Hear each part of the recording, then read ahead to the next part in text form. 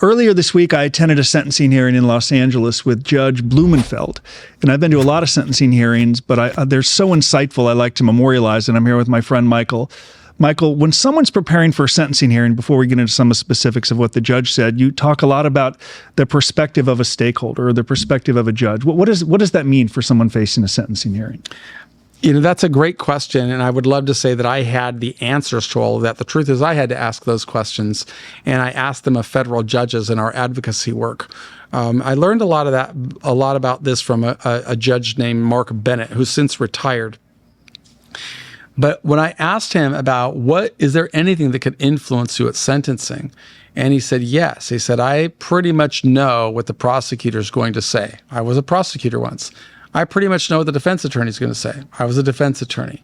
What I rarely know is what is the individual going to say? What influences led him into this position?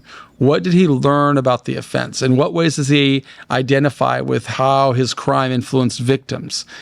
What is he doing to make things right? How can I be sure he's never going to be a criminal again? Well, the person should be thinking about that from the judge's perspective, not his mom's perspective, not his wife's perspective, not his child. All those people don't want him to go to prison. But their perspective doesn't matter as much as the judge. The judge is a stakeholder. It's one stakeholder. Probation officer is another stakeholder. Administrators in the Bureau of Prisons are other stakeholders. Future employers are stakeholders. And to the extent the individual starts thinking about all those people and the massive influence they have over this individual's life, that's when the guy starts really, wait a minute, it's not all about me. It's not all about how I see myself. It's about, I'm in this situation and I've got to influence people who are insanely cynical to see me as something different. And I would just encourage somebody, hey, look back a year ago, 5 years ago, before you were ever in this system. And when you read in the newspaper about somebody who was accused of committing a crime, what did you think? You probably weren't very favorable about that person. Don't expect people to be favorable to you unless you do something about it. And that's what I would encourage people to do. Think about their adversaries and figure out what can I do to turn those adversaries into my advocates. So in this situation, this was someone in our community who had resources, significant resources. It's clear in the probation report the person has resources. And the judge opened the sentencing hearing by saying, there are so many people who come into this courtroom who don't have your opportunity or privilege that you have had, who might have broken the law, and I can almost excuse what they did, but I really can't excuse what you did. So that's part of the position, right, of putting yourself in the shoes of a judge and what they may or may not say to a defendant, and you want to prepare for some of those potential statements. Yeah, think about a judge. You know, like what led that person to become a judge, right? When did that start? It probably started in the 5th grade, the 7th grade. Going to school. Oh, I'm going to go to college. Oh, I'm going to be a great student. Oh, I'm going to study for the LSAT. I'm going to get into law school. Then I'm going to become a prosecutor. Maybe I'm a professor. Maybe I become a lobbyist for a while or a defense attorney. But eventually, to be a federal judge, that means they had to build the case that the president of the United States appointed him. Okay? That is a heavy, heavy lift. That took a lot of prep. Okay? So he understands preparation. What he's not going to understand is somebody that faces a sentencing hearing and didn't do anything besides come to sentencing and saying, you know, I'm really sorry, Judge, I messed up, but, you know, I don't know that prison's right for me because I've been praying a lot and I found the Lord and I'm going to miss my kids. And that argument doesn't generally move the needle. Not with this judge. Or any judge. Or something this person did well. I've been to so many hearings where a defendant will say, I'm sorry, I gave all the money back. And in this instance, the judge essentially said, yes, you gave all of the money back. I'm not going to reward you for it. You had it. It was the right thing. It was the right thing to do. So the defendant didn't speak about it at all, which I think made him look stronger. Well, to your point, some defendants will just talk about all the good they do, and that could be off-putting to a judge. Yeah, you've got to think about what you're saying, and that is not a templated answer. Right. Right? It is an answer of saying, how hard have you worked to atone, to make amends, to reconcile?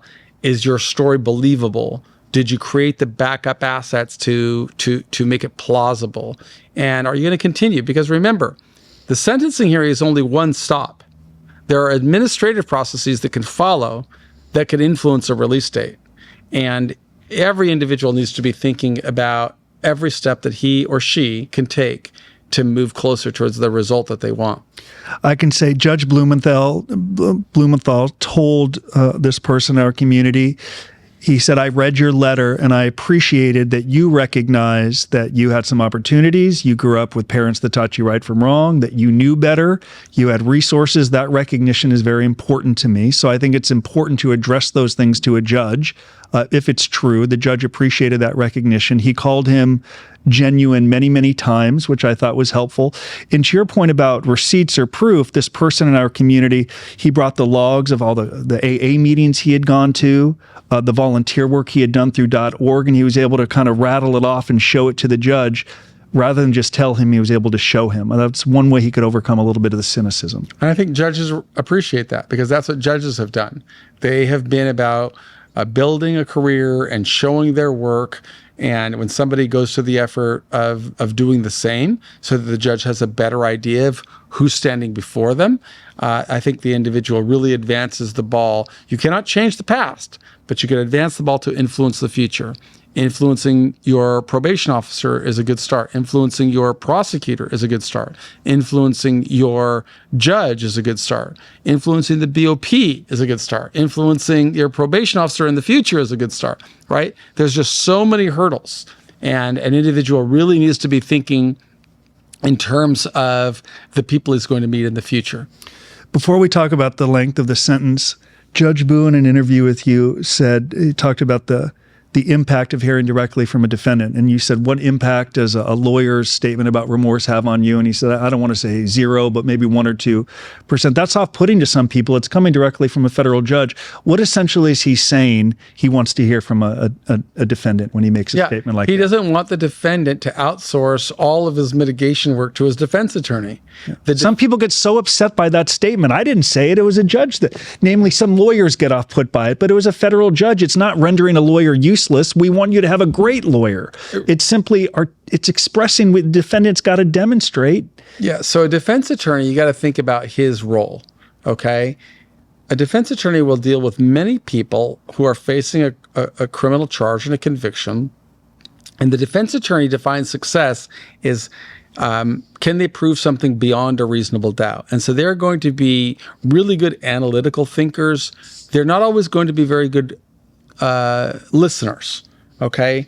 And they are going to try to minimize what the defendant says because many defendants go off and do something that undermines everything the defense attorney has done. A defense attorney will start talking sometimes and put blame on the victim. They don't even know they're saying something. They say, oh, there was really no victim here because nobody lost any money, right? Worst thing the defense attorney wants to hear somebody say. And because they know many people have a tendency to look at their lives from a very narrow vantage point, rather than being able to really look at it from the perspective of a judge, they don't really invest time to build it. And a defense attorney might not want to listen to what you've done. So yeah, I think that I'm not surprised that defense attorneys want to play God and be the engineer of everything. But I believe from interviewing not 1 or 2, but dozens of federal judges, that nobody's more important at that sentencing hearing than the defendant. The defendant had better be thinking about the victims, he'd better be thinking about every stakeholder, and he better be thinking about what can I do, as your friend did, to really influence that process. So why do you think, before we get to the sentence, so many defendants just get it out of order? So Judge Boulware at a conference said the order of mitigation is defendant, lawyer, friends, and family. But he said a lot of people get it backwards. It's lawyer, friends, and family, and the defendant doesn't do anything. Why do you think some people are just outsourced? I have a great letter. I shouldn't go to prison. Or Lord, they're new to the system? And it's kind of what I did. It's what I did. I figured I had these great lawyers. I don't think that is under... that's totally understandable to me, because first of all, we like to, there's this theory in sociology. It's called Johari's window, which is pretty interesting, and people might want to Google it to get the exact definition. You did a webinar. We did a webinar. Done a lot of things on because I read and try and take lessons from people that are much smarter than I am, and say, well, how does that apply? And what they're saying is that when you're looking when you're trying to go into this system, don't look at things from your own perspective of what you know about yourself or you believe you know about yourself, right? Your objective is to be more transparent and to help people that may see you very differently. I mean, just think about it. When I went to trial, it was the United States of America versus Michael Santos. Okay, somebody who's never been in that situation, they're going to be influenced just by that charging instrument. And even though a judge may have worked as a prosecutor or a defense attorney, they've never gone through this. And so it is difficult for them to identify with that process. So, and a defendant who may view himself as a coach, as a teacher, as a father, as a husband, he may not even see himself as a criminal. Okay, but that's because he's blind. Right? That's what Johari's window kind of teaches you to. We've all got blind spots where other people see us in some way, but we don't want to acknowledge that. We only want to see ourselves as we see ourselves. Okay? I'm a student. I graduated from this college. I'm a businessman. Well, that's not how stakeholders are going to see you. And to the extent I can think about them, that's when I can become more effective at architecting a strategy to influence a better outcome. So the probation recommended 36 months. He got 21 months, and something that became a part of the memorandum, something that you had to teach me several months ago when I asked you, why would this release plan, which you would think would be created post-sentencing, why would that be a part of a memo or something this person should could you hear release plan? You think it's something you're going to give to a case manager? Help us understand why that's something you should create in advance of a sentencing hearing. So I would argue, just let's take a broader look at this, right? Let's look at the criminal justice system. What is it supposed to do and what does it actually do, right? If we look at the architecture of the criminal justice system, it is supposed to help people who have broken the law become law-abiding citizens. Actually, there are 4 prongs to it. But that's ultimately, at the end of the day, it's supposed to punish people who broke the law, isolate people or incapacitate people who broke the law, deter other people who haven't broken the law from breaking the law, and rehabilitate people. 4 prongs, right? Those are the 4 goals of incarceration. But at the end of the day, it's about building a safer, law-abiding society. So if you focus on the result of what you want, you might architect a strategy as an individual. I want a law-abiding society. So I've got to think about what can I do to demonstrate I get it, right? Prison is the process. The result is what's it going to produce? The more assets that I can create to show I'm vested in the result, the more effective my mitigation strategy is. So definitely write your story. Tell me what you learned from this experience. Who are the victims that got hurt? What are you doing to make things right? Tell me about your release plan. How methodical have you been in thinking about it? Too many people want to focus on all the good things. What are all the complications you're going to face in recalibrating your life? How deeply have you gone into it? What are you doing to prepare? What is your plan? How can I demonstrate? How can I fortify this plan or demonstrate that I'm serious about it, right? The more you build, you're a builder. It's time to build. You're about to make the biggest sale of your life. And there are various levels of success. The first stage, maybe I can influence the prosecutor on how he's going to charge me. So I've got a different statutory cap. Maybe I can influence the probation officer and identify what's going to be in that probation report. Maybe I can influence the judge to give me the lowest possible sentence. Maybe I can influence the BOP to send me to a prison where I have the best pathway to the highest level of liberty. Maybe I can influence the probation officer or the case manager in a halfway house to grant me home confinement. Maybe I can influence jobs. All of that is a series of incremental stages.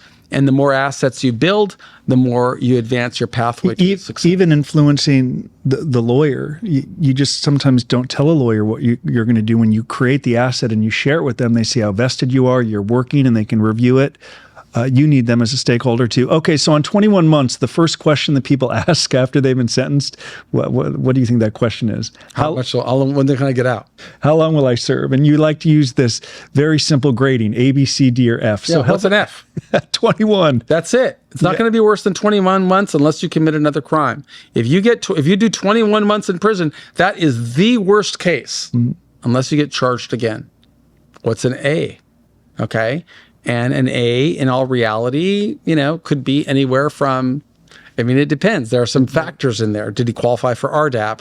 Does he have a disqualifying offense, right? But an A, it could potentially be 5, 6, 7 months. Right. Right.